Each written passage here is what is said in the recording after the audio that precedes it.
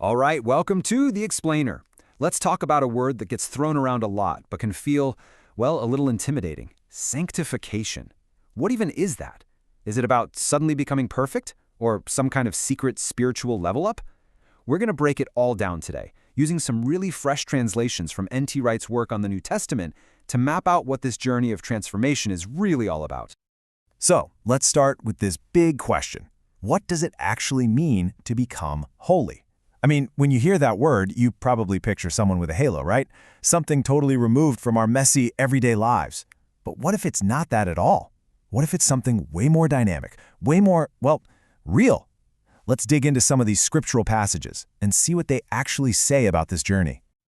Okay, so the call to holiness. It all starts with God's action. And right off the bat, here's maybe the first big surprise. This whole journey, it doesn't actually start with you. Nope, it's not about you just gritting your teeth and vowing to be a better person. The texts are pretty clear. It all kicks off with God making the first move. It's a divine invitation that gets the ball rolling. Just look at this line from 1 Corinthians. It's got this incredible tension to it. See, the author, Paul, says two things at once. First, he tells the believers they are already made holy. That's a done deal. It's a status God has given them. But then, in the very same breath, he says they are called to be holy, which sounds like a task, an ongoing journey. So which is it? Well, it's both. It's a present reality and a future mission, all wrapped up in one. So this is what we mean by sanctification. It's this two-part thing. First, you're set apart by God. You're made holy. But it's also the ongoing journey of living into that new identity. Imagine God hands you a new passport. Boom, you're a citizen of a new kingdom. That's a fact. That's your status. But you still have to learn the language, right? The culture, the way things are done there. That's the journey part. Sanctification is having the passport and the adventure of learning how to live like a local. All right, next up, dead to sin, alive to God. This is about a fundamental shift in identity. And we're not just talking about a new label or a new title here. The text described this as a radical, night and day, before and after kind of thing. This isn't just turning over a new leaf. It's more like your entire spiritual DNA gets rewritten. And just look at this contrast from the book of Romans. It couldn't be clearer. You go from being enslaved to sin to being alive to God. I love how N.T. Wright translates it. Your old humanity is basically crucified. It's gone. That frees you completely from sin's control and all its accusations. It's like a total reboot of your spiritual operating system. Control-Alt-Delete on the old life. But here's the key. This isn't something that just happens to you, passively. Believers are told to actively calculate this new reality. That's a weird word, calculate, isn't it? But think of it like this. You have to consciously reckon with the facts. You have to look at your life and say, okay, wait a minute. That old way of life, it has no claim on me anymore. I am dead to that. My life, my entire being is now alive to God. It's an active, daily choice to believe what's true. So, living by the Spirit. This is the practical path forward. Because, a new identity sounds great, but how does it actually work? Like on a Tuesday morning when you're stuck in traffic.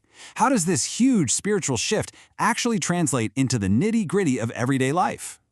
Well, the letter to the Galatians paints this picture of a daily internal tug of war. On one side, you've got what it calls the flesh. That's basically our self-centered, do-what-I-want nature, and it's pulling hard. But on the other side, you've got God's Spirit pulling in the complete opposite direction. So living this out, it means consciously choosing moment by moment which side you're going to pull for. And what does it look like when the Spirit starts winning that tug of war? It's not some weird, mystical feeling. It's actually super practical. Just look at this list from Romans 12. Love that's real, hating what's evil, being patient when things are tough, being generous, being hospitable. These are tangible, real-world changes. It's a transformation that shows up in how you treat people, how you handle your day, how you live your life. Okay, so we have a starting point, and we have a path. But where's this all going? What's the goal? The goal? Christ's image. The destination of the journey. This whole thing isn't random. It's not just about becoming a vaguely better person. No, it's heading toward a very specific destination. It's about becoming like a very specific someone. And here it is, from Romans chapter 8, the ultimate goal is to be shaped according to the model of the image of His Son.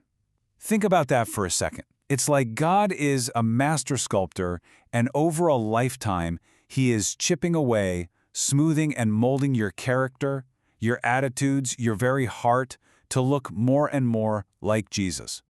But how does this happen? Is it all on us or all on God? Well, this verse from Philippians just sums up the beautiful partnership perfectly. It says you need to work at this. You have to show up, you have to engage, you have to participate. But, and this is the amazing part, it's God Himself who is at work in you, giving you both the desire and the power to do it. It's your effort completely energized and made possible by His grace. You're not in it alone. So let's wrap this all up. Sanctification, it's a divine call from God, it's a brand new identity, and it's this incredible lifelong journey of becoming more like Jesus, powered by the Spirit. Which brings us to this final question. And this isn't about guilt or comparison, it's just a question to help you find your bearings. If this whole thing is a journey, where are you on the path today?